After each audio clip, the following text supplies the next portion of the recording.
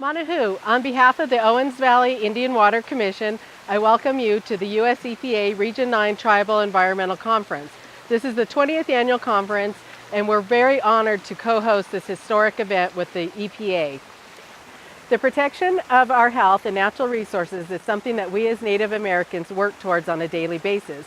In this video, you will hear about some of the struggles that we face here in the Owens Valley that are primarily related to water exportation by the Los Angeles Department of Water and Power.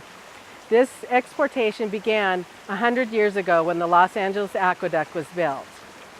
More fire for the people, and more land for the people, more language for the people, and more culture. Our story begins in Los Angeles, a land which at one time could only handle a limited population.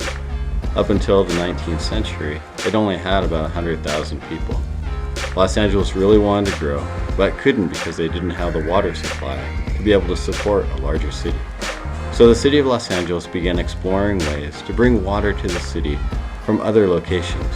Fred Eaton, the former mayor of Los Angeles, was traveling north of LA in the Owens Valley, and while he was there enjoying the snow-capped mountains and the river which the runoff drained into, he had a vision. How big could Los Angeles grow if this vast water resource could be sent 250 miles to the south? William Mulholland was the manager of the Department of Water and Power, and he created the Los Angeles Aqueduct, going from the Owens Valley to Los Angeles. A monumental feat. Now millions of people live in Los Angeles. It is one of the largest cities in the world. But at what cost?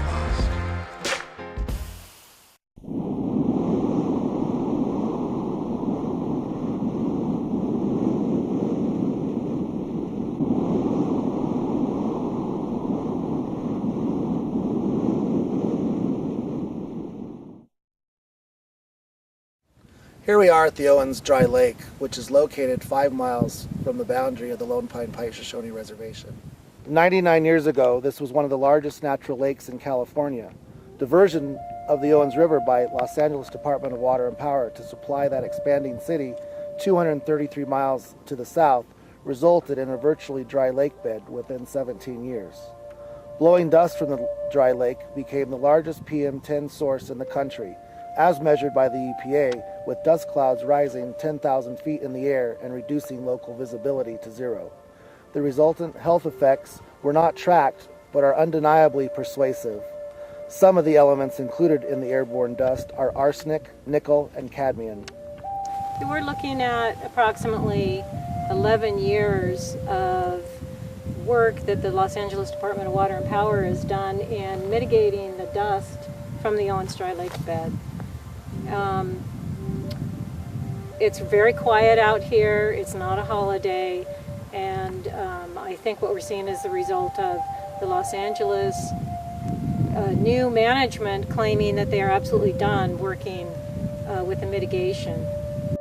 Ron Nichols, who is the newest general manager for Los Angeles, declared a couple of months ago that he said, we're done, that we've gone above and beyond in our efforts to mitigate the dust. According to Great Basin Unified Air Pollution Control District, who is the regulatory agency overseeing the dust mitigation, Los Angeles has been able to, after 11 years, mitigate up to 90% of the dust. So we have, locally, we've seen a substantial improvement just in the quality of the air around the Lone Pine area. LADWP's attorney, Stuart Somack, was commenting on the use of water on the Owens Lake bed, and he said, the use of water as it exists out in Owens Lake, it can only be described as the most wasteful and shameful thing that is existing in California. Ron Nichols, the general manager, has claimed that we're done, we've gone above and beyond, they've fulfilled all of their responsibilities to the community and to the valley for dust mitigation. They've spent $1.2 billion just on these projects, and they do not want to spend any more money or any more of their water.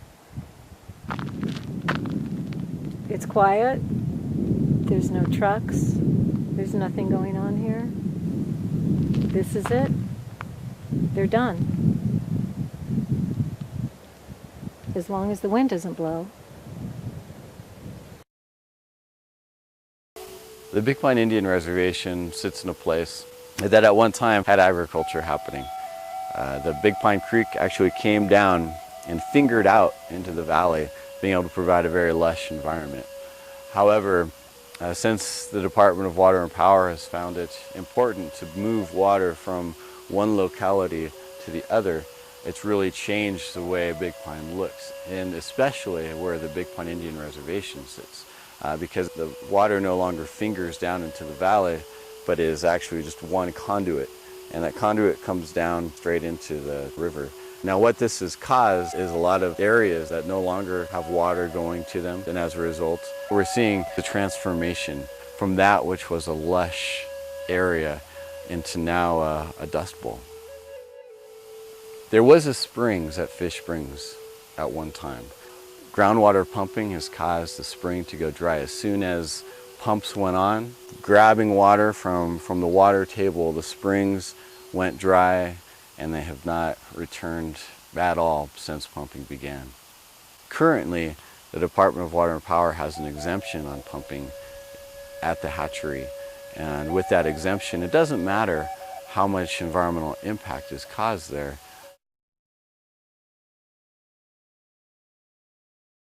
Hello, Enuma. Welcome to the pupfish ponds.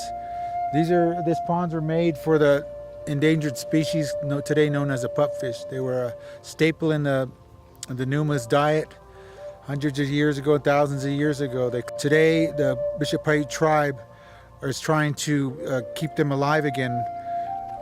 One thing, the uses of the pupfish was they were staples for the winter. Sometimes the winters are really harsh, so fall was a time of gathering. So one of the things they did was in the ancient irrigation systems in the creeks, they would cut them off and leave them with just ponds. And the ladies and the men and young people would use baskets and collect them. And then they would dry them out and then grind them up and save them for winter, and they would add them to their soups because the fish were really high protein, and then you had the calcium and all the vitamins from the fish, and that's why they were really of great use to the tribes. The Owens pupfish were recently in 1964 thought to be extinct. Earlier studies noted that these fish have been present here for thousands of years. These fish are a cultural and important mainstay of the tribe here. We thought we would try to enhance their recovery by increasing some water flow to this wetland area to help them populate the Owens Valley by themselves. In the past times, the fish were able to migrate up and down the Owens River, interbreed and intermingle. Now we're finding there's between all the conservation areas, the places where the fish are, which are very few, their levels, their species levels are declining. Their population levels are declining. And for this reason, it's very important to increase the number of conservation areas, increase the number of refuges like this within Owens Valley. And we're hoping that this project is a start to be hopefully a model to other landowners in Owens Valley to follow suit and enter into safe harbor agreements with the Fish and Wildlife Service to bring this species back from the brink of extinction and to have them thrive in all the habitats that they live in. LADWP has a strong objection to the area because if the fish get out of these ponds and go down and get on their land, then they can't have an incidental take because they're a threatened and endangered species. Los Angeles looks at it as a colonial resource, and that's a tough thing to have when you talk about colonizing an area, and then they own it. They don't want anything to bother their resource, and that's what we have to live with. And hopefully, as humanity and human rights go, somebody will step in and help us create a good home for these things. We have the ponds ready and waiting, and that's a good thing. As you have seen through the experience of 3 tribal communities residing in the Owens Valley, the cost of moving water to LA has been immense. We now live in a valley with the worst air pollution in the U.S. We see springs, wetlands, and vegetation dry up before our eyes, and when we try to recover endangered species, which have coexisted with our people since time immemorial, we're challenged by Los Angeles.